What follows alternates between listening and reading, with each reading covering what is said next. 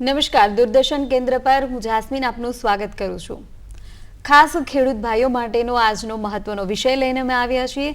પશુપાલકો માટેનો મહત્વનો વિષય છે કે પશુઓનું ઉછેર કરતા હોય જ્યારે પશુઓ માટે કયા પ્રકારની કાળજી લેવી જોઈએ। ખાસ કરીને લોકોને, પશુપાલકોને, ખેડૂતોને જે મૂંઝવતો પ્રશ્ન હોય છે કે પશુઓમાં જે દૂધિયો તાવ છે એ દૂધિયો તાવ શું છે, દૂધિયો તાવ કયા કારણોસર આવે છે, પશુઓમાં એ સમયે કેવા કેવા લક્ષણો જોવા મળે છે અને આ જે તાવ છે એ કઈ રીતે આવે છે તે અંગે જાગૃત કરવા માટે, માહિતગાર કરવા માટે આપણી સાથે જોડાયા છે અત્યારે નિયામક જિલ્લા પંચાયત જામનગરથી ડોક્ટર તેજસભાઈ શુકલ। તો સૌપ્રથમ તો સર આપનું દૂરદર્શન કેન્દ્ર પર સ્વાગત છે। જ્યારે પશુપાલનની ને ખેડૂતોની જ્યારે વાત થાય છે પશુઓના ઉછેરની, તો સૌથી પહેલા તો સર હું એ પૂછવા માંગીશ કે દૂધિયો તાવ જે વ્હાઇટ ફીવર છે એ શું છે? દૂધિયો તાવ કે જેને આપણે જનરલી મિલ્ક ફીવરના નામે પ્રચલિત છે, જ્યારે લોહીની અંદર જ્યારે કેલ્શિયમની ઉણપ થાય એટલે કે જે એવા પશુઓ છે જે દૂધાળા પશુઓ છે અને જ્યારે વિયાણ થાય અને વિયાણ બાદ લોહીમાં જ્યારે કેલ્શિયમની ઉણપ થતી હોય છે અને એના કારણે જે પરિસ્થિતિ ઉદ્ભવે છે તેને મિલ્ક ફીવર એટલે કે દૂધિયો તાવ કહેવામાં આવે છે। પણ ખરેખર તો એના થોડા શબ્દથી વિપરીત છે।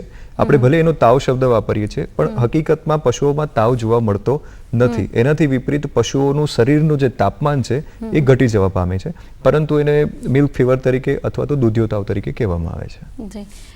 જે રીતે દૂધિયો તાવ વિશે જ્યારે આપણે વાત કરીએ છીએ તો દૂધિયા તાવને એ દૂધિયા તાવ સિવાય બીજા કયા નામથી ઓળખવામાં આવે છે? આપણે સૌ જાણીએ છીએ કે અંગ્રેજીમાં કે ટેકનિકલ ભાષામાં કોઈ એક રોગ હોય કે મિલ્ક ફીવર, જેમ કે અંગ્રેજીમાં એને મિલ્ક ફીવર કહેવામાં આવે છે, પરંતુ જ્યારે ગુજરાતની ભૌગોલિક પરિસ્થિતિ જોઈએ તો ઉત્તર ગુજરાત હોય, દક્ષિણ ગુજરાત હોય, સૌરાષ્ટ્ર હોય, મધ્ય ગુજરાત હોય, આ દરેક વિસ્તારની અંદર એને અલગ અલગ નામથી ઓળખવામાં આવે છે। એમાં સુવાનો રોગ પણ ઘણી જગ્યાએ કહેવામાં આવે છે, દૂધિયો રોગ બી એને કહેવામાં, દૂધિયો તાવ જેને કહીએ છીએ એ પણ એને કહેવામાં આવે છે।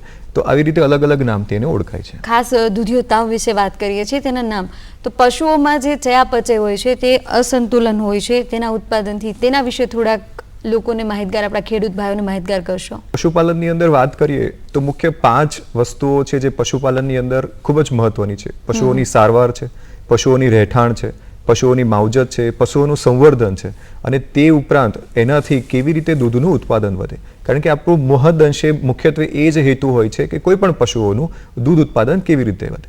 હવે જ્યારે આપણે આ કોઈ પણ પ્રેક્ટિસિસ કરતા હોઈએ દૂધ ઉત્પાદન વધારવા માટે, એટલે હંમેશા જાણીએ કે પશુઓનું જે શરીર હોય છે એક સ્ટ્રેસની અંદર રહેતું હોય છે। હવે જ્યારે સ્ટ્રેસમાં એટલે કે દબાણપૂર્વક પરિસ્થિતિમાં જ્યારે એને ખૂબ જ દૂધ ઉત્પાદન કરવાનું હોય ત્યારે એની બાહ્ય અને આંતરિક કેટલા બધા પરિબળો કામ કરતા હોય, જેના કારણે જે અંતઃસ્ત્રાવો જે શરીરની અંદર સિક્રેટ થતા હોય છે એમાં ઘણી વખતે અસમતુલા અથવા તો ડિસ્ટર્બન્સ જોવા મળે છે અને એના કારણે ચયાપચયના રોગો જોવા મળે છે, જેમ કે મિલ્ક ફીવર આપણે જે વાત કરી રહ્યા છે, કીટોસિસ છે, જ્યારે શરીરમાં કીટોન બોડીનું પ્રમાણ વધતું હોય છે, આવા ઘણા હાઇપોફોસ્ફેટેમિયા છે, જ્યારે વિયાણ થાય ત્યારબાદ પેશાબ લાલ કલરનો પણ જોવા મળે છે। આવા વિવિધ પ્રકારના રોગો છે જે ચયાપચયની ક્રિયા સાથે બાહ્ય અને આંતરિક પરિબળોના કામ કરવાને લીધે જ્યારે અંતઃસ્ત્રાવ ઉપર એની અસર જોવા મળે ત્યારે આવા પ્રકારના રોગો આપણને જોવા મળી રહ્યા છે। ખાસ જે પશુઓમાં ચયાપચય અસંતુલનના જે રોગો છે એ રોગો શું ચેપી હોય છે? શરીરની અંદર બાહ્ય અને આંતરિક પરિબળોથી થાય છે એટલે એ રોગો ચેપી હોતા નથી।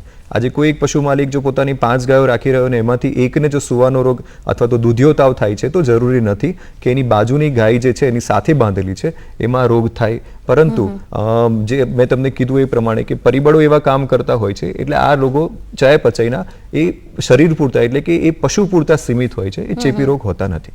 પશુઓમાં જ્યારે દૂધિયો તાવનો જે રોગ છે એ સાથે જ પશુઓમાં બીજી કઈ કઈ અલગ પ્રકારની સમસ્યાઓ જોવા મળતી હોય છે? જનરલી એવું છે કે જ્યારે પશુઓમાં જ્યારે આ દૂધિયો તાવ જોવા મળે એટલે કે શરીર ઠંડુ પડી જાય ત્યારે મુખ્યત્વે 3 એવી પરિસ્થિતિ હોય છે જે પાર્ચ્યુરેશન એટલે કે વિયાણને લગતી હોય છે। એક છે રિટેન્શન ઓફ પ્લેસેન્ટા, એટલે આપણે જાણીએ છીએ કે મેલી ના પડવી અથવા તો મેલી થોડી લેટ પડવી। જો ટેકનિકલી તમને વૈજ્ઞાનિક રીતે પશુપાલકોને સમજાવું તો મેલી જનરલી વિયાણ બાદ 12 થી 24 કલાકની અંદર પડી જવી જોઈએ। આવા પરિસ્થિતિની અંદર એ પડતી નથી અને ઘણી વખતે ડોક્ટરને બોલાવી અને મેન્યુઅલી એને મેલીને રિમૂવ કરવી પડે છે। કોઈક વખત એવું પણ થાય કે શરીરમાં તાકાત ન હોવાના કારણે પ્રોલેપ્સના કેસ એટલે કે દિલ ખસી જવું, જેને આપણે સાદી ભાષામાં દિલ ખસી જવું એવું કહીએ છીએ, અથવા તો જ્યારે વિયાણ થવાનું હોય ત્યારે શરીર પોતે એટલું વિયાણ કરવા માટે અસમર્થ હોવાથી વિયાણ દરમિયાન પડતી જે તકલીફો હોય છે એ સુવા રોગના કારણે થઈ શકે છે। સર, જ્યારે દૂધિયો તાવની આપણે વાત જ કરીએ છીએ તો એવા કેવા અલગ અલગ પશુઓ હોય છે કે જેમાં દૂધિયો તાવ થવાની શક્યતાઓ વધુ જોવા મળતી હોય છે? અગાઉ મેં તમને જે રીતે કીધું એ રીતે મેઇન છે દૂધિયોતાઓ કે જે પશુ દૂધ આપે છે. હવે જે પશુઓ ખૂબ જ વધારે પ્રમાણમાં દૂધ આપી રહ્યા છે, આપણા જ્યારે દેશી પશુઓની વાત કરીએ કે જે અંદાજિત ઓછું દૂધ આપતા હોય પણ એની સાથે જેમ કે શંકર પ્રજાતિ છે, HF છે, જર્સી છે, આ જે ગાય છે એ જે વધુ પ્રમાણમાં દૂધ આપે છે એમાં આ પ્રકારના રોગ વધુ પ્રમાણમાં જોવા મળે છે. તદુપરાંત જો વેતરની વાત કરીએ તો પહેલું વેતર હોય એના કમ્પેરિઝનની અંદર જે પશુ ચોથા પાંચમા વેતરની અંદર દૂધ આપી રહ્યું છે કારણ કે એનું દૂધ ઉત્પાદન વધારે છે, તો એવા પશુઓની અંદર આ સુવાનો રોગ વધારે જોવા મળે છે. બીજું, આપણે જે રીતે એનો ખોરાક આપીએ છીએ એ ખોરાક ઉપર જે ખોરાકની પ્રેક્ટિસિસ છે એમાં પણ જો વધારે કેલ્શિયમ વાળું જ્યારે એને ઘાસચારો કે એવું આપવામાં આવે તો એવા પશુઓમાં પણ આ રીતનો દૂધિયોતાવ જોવા મળે છે. અને સ્વાસ્થ્યની દ્રષ્ટિએ જો કહું તો જે પાતળા પશુઓ હોય છે એના કરતા જે ફેટી હોય છે, જે ચરબીવાળા પશુઓ હોય છે, જે તંદુરસ્ત પશુઓ હોય અને ચરબીવાળા હોય તેમાં દૂધિયોતાવ વધુ પ્રમાણમાં જોવા મળે છે. જ્યારે પશુપાલકોની વાત કરીએ તો ઘણા બધા એવા જાગૃત પશુપાલકો હોય છે કે તે તેમના જે પશુ હોય છે એમના વિયણના સમયે તેમને દવાઓ, કેલ્શિયમના બાટલા બધું આપતા હોય છે, છતાં પણ જ્યારે વિયણ ટાઈમે એ દૂધિયા રોગનો એમનો પશુ છે શિકાર બનતા હોય છે. તો આની પાછળનું કારણ શું હોઈ શકે? ખરેખર આ ખૂબ જ સારો પ્રશ્ન છે અને દરેક પશુપાલક ને આ સંલગ્ન પ્રશ્ન છે, કારણ કે આમાં નોલેજ ના હોવાના કારણે, અજાણતાના કારણે ઘણી વખતે આપણે પશુઓનું નુકસાન કરી બેસતા હોય છે. કદાચ હું થોડી સમજણ આપીશ, એ વૈજ્ઞાનિક ઢબ છે, કદાચ થોડીક સમજણ હું વધારે સરળ પ્રકારમાં આપવાનો પ્રયત્ન કરીશ કે શરીરની અંદર મુખ્યત્વે 3 તબક્કા એટલે કે 3 હોર્મોન એવા છે કે જે કેલ્શિયમનું પ્રમાણ વધઘટ કરવાની અંદર અથવા તો એને મેન્ટેન કરવાની અંદર જરૂરી હોય છે. એક છે કેલ્સિટોનિન. હવે કેલ્સિટોનિનનું જે મેઇન કામ છે એ છે કેલ્શિયમનું પ્રમાણ ઘટાડવાનું. બીજું છે પેરાથોર્મોન, જે ખરેખર ઇમ્પોર્ટન્ટ હોર્મોન છે. થાઇરોઇડની બાજુમાં જે પેરાથાઇરોઇડ ગ્રંથિ હોય છે એમાંથી સિક્રિટ થતો હોય છે. એનું જે મેઇન કામ હોય છે કેલ્શિયમનું પ્રમાણ વધારવાનું. અને આપણે સૌ જાણીએ છીએ ત્રીજો જે પરિબળ છે એ છે વિટામિન ડી. વિટામિન ડી છે એ મુખ્યત્વે આપણા આંતરડાની વોલ ઉપરથી એબ્ઝોર્બ થતો હોય છે. હવે જ્યારે ખૂબ જ દૂધ ઉત્પાદન ધરાવતા પશુઓ હોય એમાં કેવી રીતે થાય કે કેલ્સિટોનિનનું પ્રમાણ ઘટતું હોય છે. હવે કેલ્સિટોનિનનું પ્રમાણ ઘટે એટલે સામાન્યતઃ વિયાણ બાદ હાડકામાંથી કેલ્શિયમ ખેંચાઈ અને લોહીની અંદર જતું હોય છે. એટલે એટલું બધું કેલ્શિયમનું જાવક જતી હોય કે જ્યારે વિયાણ થાય ત્યારે લોહીની અંદર કેલ્શિયમનું પ્રમાણ ઘણું બધું ઘટી જાય અને એના કારણે આ દૂધિયોતાવ થવાની શક્યતા પૂરેપૂરી રહે છે. હવે જો એવા પશુઓ કે જે પશુ માલિકો વધારે પ્રમાણમાં કેલ્શિયમ છેલ્લા 1 મહિનાની અંદર પીવડાવતા હોય છે તો તમને ફિઝિયોલોજી, જે આપણે એનિમલ ફિઝિયોલોજીની વાત કરીએ તો જ્યારે વધુ પ્રમાણમાં કેલ્શિયમ હોય એટલે જે પેરાથાઇરોઇડ જે ગ્રંથિ છે એ નિષ્ક્રિય થઈ જાય. હવે જો પેરાથાઇરોઇડ ગ્રંથિ નિષ્ક્રિય થાય એટલે કેલ્શિયમનું પ્રમાણ જે વધારનારી ગ્રંથિ છે એ તો નિષ્ક્રિય થઈ ગઈ છે. એનો મતલબ કે કેલ્શિયમનું પ્રમાણ ધીરે ધીરે ઘટી રહ્યું છે. હવે કેલ્શિયમનું પ્રમાણ ઘટે, હવે તમને વિયાણની પરિસ્થિતિ બતાવો તો જેમ પ્રેગ્નન્ટ એનિમલ, જે ગાભણ પશુ હોય છે એની અંદર જે ગર્ભ ડેવલપ થઈ રહ્યો છે એને બી પોતાના શરીરના વિકાસ માટે કેલ્શિયમ જરૂરી છે. હવે કેલ્શિયમ જો જોઈએ તો 0.8 ગ્રામ પર અવર એટલે 1 કલાકની અંદર 0.8 ગ્રામ જેટલું કેલ્શિયમ એને જરૂરિયાત હોય છે. હવે એ પ્રમાણમાં જો વિયાણ બાદ જે દૂધમાંથી કેલ્શિયમ વહેતું હોય છે એ કલાકમાં 1 ગ્રામ પ્રતિ કલાક, અને જો વધારે હોય દૂધ ઉત્પાદન તો 1.2 ગ્રામ પ્રતિ કલાક કેલ્શિયમ દૂધમાંથી વહી જતું હોય છે. આના કારણે શું થાય? જાવક વધી છે પણ આવક નથી. એટલે આવા પશુઓની અંદર લગભગ 4 થી 8 ગ્રામ જેટલું કેલ્શિયમ હોય અને અલ્ટિમેટ એટલે છેલ્લે મિલ્ક ફીવરનો રોગ એમાં લાગુ પડે. હવે પશુપાલકો જનરલી શું કરતા હોય છે કે એમને ખબર પડી છે કે ભાઈ મારે ગાય કે એનું વિયાણ થવાનું છે અને છેલ્લો 1 મહિનો બાકી છે, તો છેલ્લા 1 મહિનાની અંદર ખૂબ જ પ્રમાણમાં કેલ્શિયમ એને પીવડાવે છે. હવે ખૂબ જ પ્રમાણમાં શરીરને કેલ્શિયમ મળી રહ્યું છે એટલે શરીરને એક મેસેજ જઈ રહ્યો છે કે કેલ્શિયમ આવક વધારે થઈ રહ્યો છે. એટલે પેરાથાઇરોઇડ હોર્મોન જે ગ્રંથિ છે એ નિષ્ક્રિય થઈ જશે. એટલે જ્યારે વિયાણ થવાનું હશે ત્યારે પૂરતા પ્રમાણમાં હાડકામાંથી દૂધની અંદર, હાડકામાંથી લોહીમાં કેલ્શિયમનું પ્રમાણ એ નિષ્ક્રિય થઈ જવાના કારણે સ્થળાંતરિત નહીં થઈ શકે. એટલે શું થશે કે લોહીની અંદર કેલ્શિયમનું પ્રમાણ ઘટશે. હવે એવી પરિસ્થિતિમાં જો કોઈ પશુપાલક પોતાના પશુને વિયાણના 1 મહિનાની અંદર જો કેલ્શિયમ પીવડાવતા નથી તો જ્યારે વિયાણનો છેલ્લો 24 કલાકનો સમયગાળો હશે ત્યારે શરીરમાં પેરાથોર્મોન જે ગ્રંથિ છે એ સક્રિય થઈ જશે અને એના સક્રિય થવાના કારણે લોહીની અંદર કેલ્શિયમનું પ્રમાણ વધી જશે. તો આ એક સાદી સમજણ છે કે જેમાં પશુપાલકો જે ખરેખર જે ભૂલો કરી રહ્યા છે, તો આપણે ખરેખર તો કેલ્શિયમ આપી અને પશુનું નુકસાન બી કરી રહ્યા છે અને આપણી પોતાની આવક જે થઈ રહી છે દૂધની એની અંદર પણ આપણે એને નકારાત્મક અસરો આપણને જોવા મળે છે. ખૂબ જ સરસ જે રીતે દૂધિયા તાવ વિશે સર માહિતી આપી રહ્યા છે. ચોક્કસથી આપણા ખેડૂત ભાઈઓને જેમના પશુપાલનનો ઉછેરમાં ખૂબ જ ફાયદો થશે. સાથે સર હું એ પૂછવા માંગીશ કે આ રોગ પાછળના લક્ષણો કયા હોય છે? રોગ પાછળના જો તમને મુખ્ય લક્ષણોની વાત કરું તો ઘણા પશુ માલિકો હવે તો ધીરે ધીરે એમને ખ્યાલ આવી જ રહ્યો છે કે એમના પશુને સુવાનો રોગ છે કે નહીં, કારણ કે ધીરે ધીરે લોકોને માર્ગદર્શન બી મળતું રહેતું હોય છે. પરંતુ જો ખૂબ બારીકીથી જોવા મળે તો એમનું જે યુરિન એટલે કે જે પેશાબ હોય છે એની જે રૂટીન જે સ્પેસિફિક ગ્રેવિટી હોય અથવા તો પીએચ હોય છે એ લગભગ 6.8 થી 7 સુધીનો હોય છે. પણ આની અંદર જો કન્ફર્મ કરવું હોય તો એ પીએચ વધી જતો હોય છે. હવે જો તમને સ્ટેજ વાઇઝ વાત કરું તો 3 તબક્કાની અંદર સુવાનો રોગ થાય છે. પહેલો તબક્કો 1 કલાક સુધીનો હોય છે, એટલે પશુ માલિકને લગભગ ઘણી વખતે ખ્યાલ નથી આવતો અને એની અંદર જે પશુ હોય છે એ થોડુંક નિષ્ક્રિય થઈ જાય છે, એ થોડુંક આજુબાજુના બાહ્ય વાતાવરણમાં સેન્સિટિવ થઈ જાય છે, બેસી જાય છે.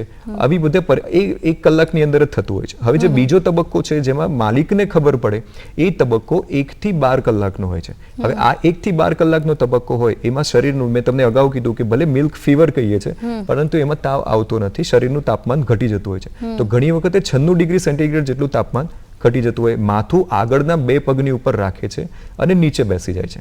હવેનો જે ખરેખર ગંભીર તબક્કો હોય છે કે જ્યાં સારવારની ખૂબ જ જરૂર હોય એ છે ત્રીજો તબક્કો. હવે આ ત્રીજા તબક્કાની અંદર ઘણી વખતે પશુ કોમામાં પણ જઈ શકે છે, ઘણી વખતે ડાઉનર્સ કાઉન્ટ બી થઈ શકે છે કે એટલે પશુ ઊભું પણ ન થાય, અને જો સમયસર સારવાર ન મળે તો પશુનું મૃત્યુ બી થઈ શકે છે. સાથે દૂધિયો તાવ જ્યારે થાય છે ત્યારે એની અટકાયત માટે અગાઉથી કેવા પગલાં લેવા જોઈએ? અગાઉ મેં તમને કીધું એ પ્રમાણે કે શરૂઆતમાં જો એનો ખોરાક વ્યવસ્થિત રાખવામાં આવશે તો આ દૂધિયો તાવ આપણે ચોક્કસ અટકાવી શકીશું. હવે ઘણી વખતે પશુ માલિકો જે કેલ્શિયમ પીવડાવતા હોય છે, એક તો પહેલી વસ્તુ કે કેલ્શિયમ ન પીવડાવવું જોઈએ. જ્યારે વિયાણ થવાનું હોય તો એના 48 કલાક પછી, એવું નથી કે નથી પીવડાવવાનું, એવો કોઈ સંદેશો નથી કે કેલ્શિયમ ન પીવડાવવું જોઈએ, પરંતુ તમારી એવી કોઈ વસ્તુ કે જે તમે કંઈક ખોટી કરી રહ્યા હોય ને પશુઓના શરીરને જે નુકસાન થતું હોય તો એ ના કરો. ઘણી વખત એવું છે કે આપણે જે ઘાસચારો બી ખવડાવતા હોઈએ છીએ કે જેમાં કેલ્શિયમનું વધારે પ્રમાણ હોય છે, તો આ પ્રમાણ બી એનું, જેમ કે રજકો છે તો આવા ઘાસચારાની અંદર કેલ્શિયમનું પ્રમાણ વધારે હોય છે, તો આવો ઘાસચારો પણ ન ખવડાવતા, જેમાં ફોસ્ફરસ વધારે હોય એવો ઘાસચારો ખવડાવવો જોઈએ. એટલે આ બધી વસ્તુઓ જે છે, કદાચ જો સુવાનો રોગ થઈ પણ ગયો તો ખાસ એ ધ્યાન રાખવું કે પશુ એક જગ્યાએ આડું પડી ગયું છે તો એને સમયનાસર એની પથારીમાં એનું પાસું બી ફેરવતું રહેવું જોઈએ. એટલે સુવાનો રોગ ન થાય એના માટે આપણે ખૂબ જ તકેદારી રાખવી જરૂરી છે. ખાસ જો આ રોગ વિશે આપણે વાત કરીએ છીએ તો આ રોગના કારણે પશુપાલકોને આર્થિક રીતે કઈ રીતે અસર થતી હોય છે રોગના કારણે? જેમ મેં રોગ વિશે વાત કરી છે કે મેન જે ખૂબ જ દૂધ ઉત્પાદન કરતા જે પશુઓ છે એમાં રોગ જોવા મળે છે. એટલે સૌથી પહેલા દૂધ ઉત્પાદન પર અસર થશે. દૂધ ઉત્પાદન પર અસર થશે એટલે આર્થિક ક્ષમતા, જે લોકોની, પશુપાલકોની આર્થિક ક્ષમતા છે એમાં અસર થાય. એની સારવાર પાછળ પણ એટલો બધો ખર્ચો થતો હોય છે.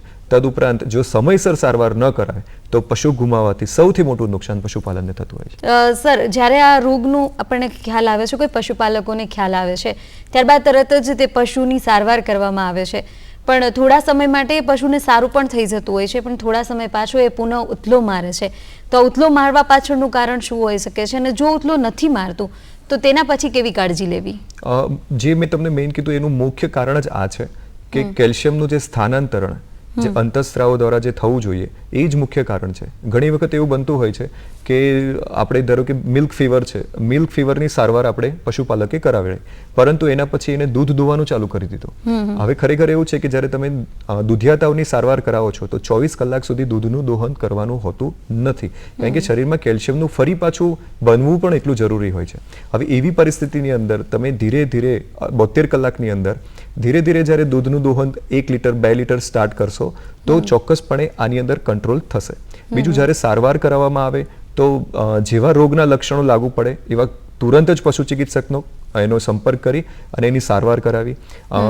તે ઉપરાંત ઘણી વખતે આપણે પશુઓને કેલ્શિયમના બોટલ જે જનરલી રૂટીનલી ચડાવવામાં આવતા હોય છે એ ચડાવવાથી પણ પશુઓને આ રોગમાંથી મુક્તિ મળે છે. સર, અગાઉ તમે જણાવ્યું કે આ રોગને થતો જ અટકાવવા માટે કેવા પગલાં લેવા જોઈએ, પણ પશુ કોઈને પાસે છે, કોઈ પશુપાલકો કે ખેડૂતો પાસે પશુ છે તો તેને આહારથી લઈને તમામ પ્રકારની કેવી કાળજી લેવી જોઈએ, તેના વિશે થોડુંક ડિટેલમાં આપણા ખેડૂત ભાઈઓને સમજાવશો?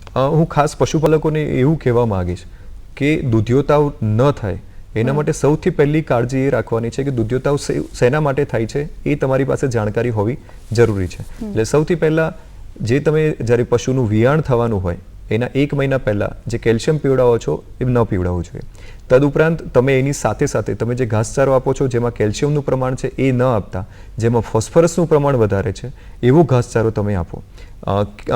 એમાં મેગ્નેશિયમ સલ્ફેટ છે, એમોનિયમ ક્લોરાઇડ છે, આ લગભગ 50 થી 100 ગ્રામ જેટલા દર 3 દિવસે પણ તમે એને સારવારના ભાગરૂપે આપી શકો છો. કદાચ જો દુધ્યોતાવ થાય અને જો પશુ નીચે બેસી જાય તો ઘણી વખતે લાંબા સમય સુધી પશુ એક જ જગ્યાએ નીચે બેસવાથી અથવા તો આડું રહેવાથી જે ડાઉનર્સ કાઉન્ટ થતું હોય છે, તો એની અંદર ખૂબ જ તકેદારી રાખવી જરૂરી છે. સમય અનુસાર એને પાસા ફેરવવા, નીચે ઘાસના પૂડા રાખી અને નીચે એક બેડિંગે રાખવું કે જેનાથી એને શરીરને એટલે કે મસલ સિસ્ટમ અથવા તો જે ચેતાતંતુઓ છે એને નુકસાન ન થાય. આવી દરેક વસ્તુની ધ્યાન રાખવી ખૂબ જ જરૂરી છે.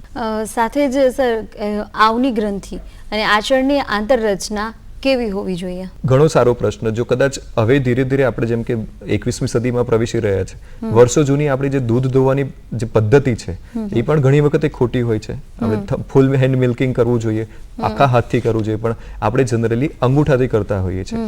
હવે આ પશુ માલિક જો પોતે આ આવની ગ્રંથિ કેવી રીતે બની હોય છે એ થોડુંક જાણશે તો એનાથી પણ ઘણી બધી વસ્તુઓ, ઘણા બધા પ્રશ્નોનું નિરાકરણ થઈ શકશે. હું પશુ માલિકોને એ જણાવવા માંગીશ કે જે આવની ગ્રંથિ, જેને આપણે બાવલું કહેતા હોઈએ છીએ, એમાં દુગ્ધ નલિકાઓ હોય છે. દુગ્ધ નલિકાની વચ્ચેની જગ્યાએ પણ દુગ્ધ ભરાવતું હોય, અને આવની જે એક ટાંકી, સાદી ભાષામાં આવની એક ટાંકી કહેવામાં આવે છે. હવે રૂટીન જો તમે આંચળથી દૂધ કાઢવાનો પ્રયત્ન કરશો તો દૂધ નીકળશે નહીં, અને જ્યારે દૂધ નીકળશે એ પ્રક્રિયાને સાદી ભાષાની અંદર પાનો મૂક્યો એવું કહેવામાં આવે છે. હવે જ્યારે વિયાણ થતું હોય ત્યારે તમે ગરમ પાણીથી જ્યારે આંચળ અને બાવલાને ધુઓ છો, અથવા તો વાછરડું જો એને ધાવી રહ્યું છે, તો શું થશે કે ત્યાંથી એક મેસેજ એને બ્રેઇનમાં જશે પિટ્યુટરી ગ્લેન્ડની અંદર, અને પિટ્યુટરી ગ્લેન્ડની અંદરથી એક હોર્મોન એટલે કે અંતઃસ્ત્રાવ સિક્રેટ થશે જેનું નામ છે ઓક્સિટોસિન. સૌ જાણી રહ્યા છે કે ઓક્સિટોસિન છે એ પાનો મૂકવા માટેનો ખૂબ જ જરૂરી અંતઃસ્ત્રાવ છે. હા, જ્યારે ઓક્સિટોસિન પાનો મૂકવા શરીરની અંદર એટલે કે લોહીની અંદર જ્યારે આવશે ત્યારે એ બાવલામાંથી, દુગ્ધ નલિકામાંથી આવની ટાંકીમાં આવશે, આવની ટાંકીમાંથી આંચળમાંથી દૂધ બહાર આવશે. બીજી વસ્તુ, જે આ ઓક્સિટોસિન શરીરની અંદર છે એની હાફ લાઈફ એટલે કે લોહીની અંદર ખૂબ જ ઓછા સમય માટે હોય છે. લગભગ 3 મિનિટથી 5 મિનિટ અથવા વધુમાં વધુ 7 મિનિટ સુધી હોય છે. હવે જો આ સમયગાળાની અંદર જો તમે દૂધ દોહન ન કર્યું તો ઓક્સિટોસિન ધીરે ધીરે એનું પ્રમાણ ઓછું થઈ જશે. કેવી રીતે ઓછું થઈ જાય કે જેમ કે પશુ હોય તો એને શાંત જગ્યાએ રાખવું ખૂબ જ જરૂરી છે. હવે કોઈ જો અજાણ્યો માણસ પણ આવશે, કોઈ કૂતરું પણ ભસશે, અથવા તો કોઈક એવો અવાજ થશે તો પણ આ ઓક્સિટોસિન અંતઃસ્ત્રાવ ઓછો થઈ જાય છે, અને એના કારણે દૂધ ઉત્પાદન પણ ઓછું થાય છે.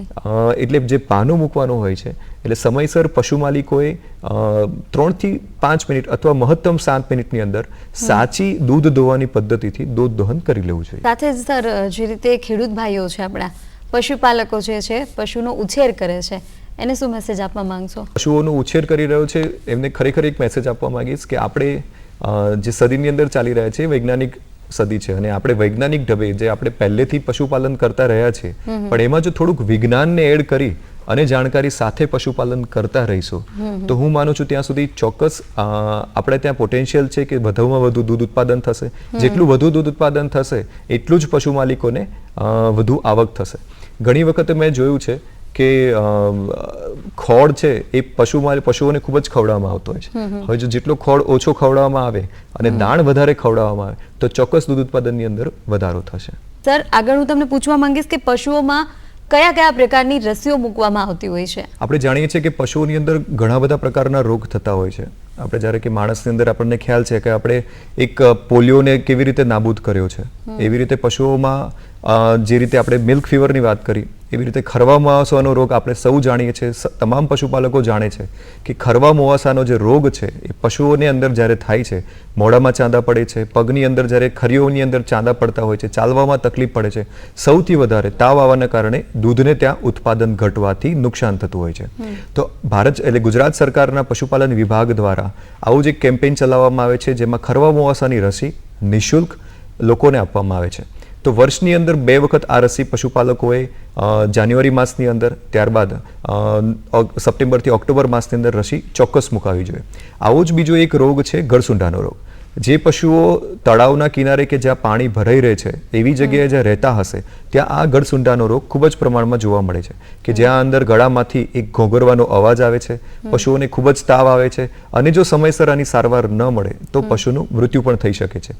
આ એક જીવાણુથી એટલે કે બેક્ટેરિયલ ડિસીઝથી થતો રોગ છે અને એમાં પણ વર્ષની અંદર એકવાર પ્રી મોન્સૂન એટલે કે ચોમાસાની સિઝન પહેલા પશુ માલિકે રસી મુકાવી ખૂબ જ જરૂરી છે. એ પણ પશુપાલન વિભાગ દ્વારા નિઃશુલ્ક રસી મૂકવામાં આવે છે.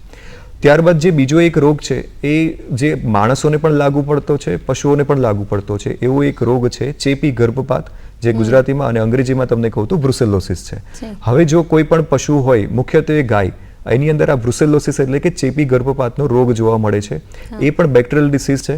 હવે જો એ પશુઓની અંદર થશે તો જે વાછરડી જન્મે છે કે જેની ઉંમર 6 થી 8 મહિના છે તેમાં એક બ્રુસેલ્લાની રસી મૂકવામાં આવે છે.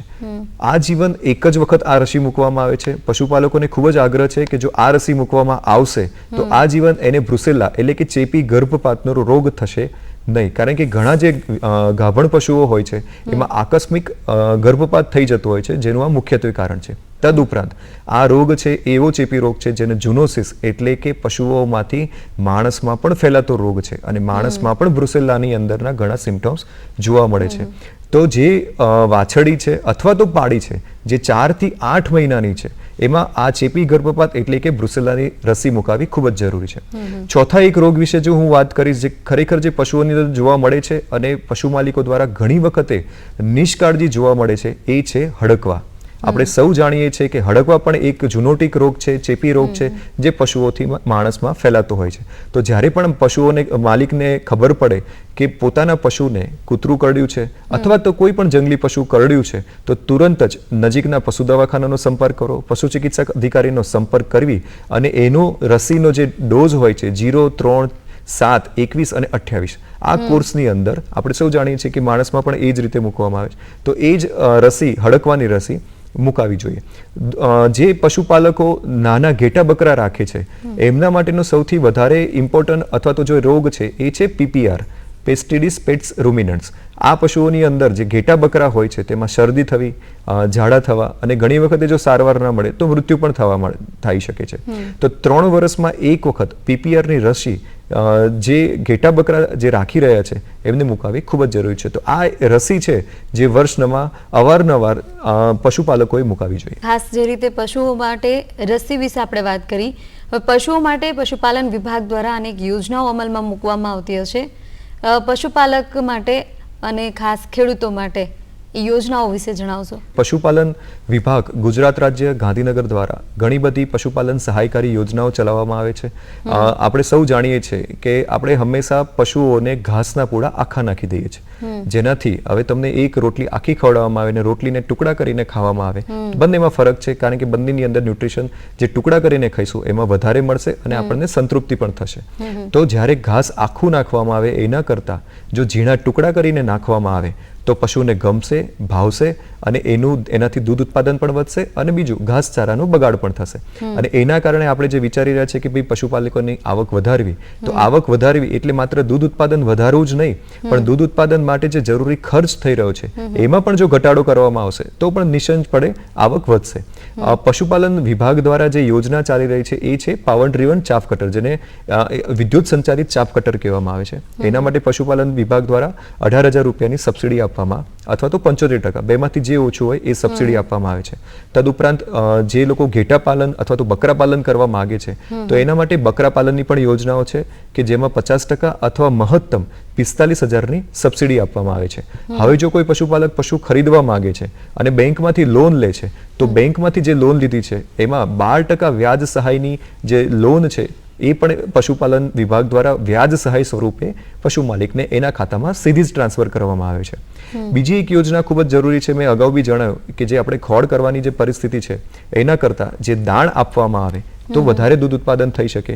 તો એ વિયાણ બાદ તેમજ ગાભણ પશુઓને ખાણદાણની યોજના બી પશુપાલન સરકાર દ્વારા નિઃશુલ્ક 150 કિલો ખાણદાણ પશુપાલકોને આપવામાં આવે છે અને એના માટે પશુપાલકોએ આઈ ખેડૂત પોર્ટલ ઉપર અરજી કરવાની રહે છે. તો દર્શક મિત્રો, ખેડૂત મિત્રો અને ખાસ પશુપાલકો માટે આજનો જે કાર્યક્રમ હતો કે જે પશુઓમાં જોવા મળતું જે દૂધિયો તાવ છે એટલે કે મિલ્ક ફીવર, એ મિલ્ક ફીવર શું છે, તેની સાથોસાથ તેમાં કેવી કાળજી લેવી જોઈએ, પશુઓને આ દરમિયાન કેવો ખોરાક આપવો જોઈએ, અને જો કોઈ લક્ષણ જણાય છે તો તે 3 તબક્કામાં જે લક્ષણો છે તેની કેવી રીતે પશુપાલકોએ કાળજી લેવી તે વિશે આજે સરસ મજાનું સર આપે માહિતી આપી, આપ અહીંયા ઉપસ્થિત થયા તે બદલ આપનો ખૂબ ખૂબ આભાર.